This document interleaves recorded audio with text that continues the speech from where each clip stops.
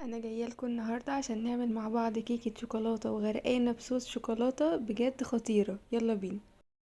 اول حاجه هنحضر صوص الشوكولاته. هنحتاج كوبايه وربع لبن، نص كوبايه سكر فانيليا، معلقتين كبار نشا، 3 معالق كبار كاكاو خام، معلقه كبيره من بودره الكريم شانتيه. ونقلب كل ده الاول مع بعض كده على البارد. بعد كده هنشغل النار عاليه وهنبدا نقلبه تاني على النار لحد القوام بتاعه ما يتقل.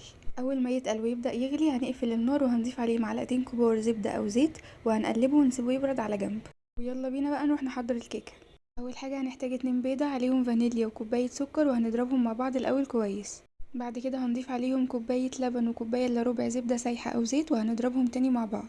بعد كده هننزل عليهم بربع كوبايه من الكاكاو الخام معاه معلقه كبيره نشا، وننزل عليهم بكوبايتين من الدقيق ورشه ملح ونقلبهم مع بعض كويس.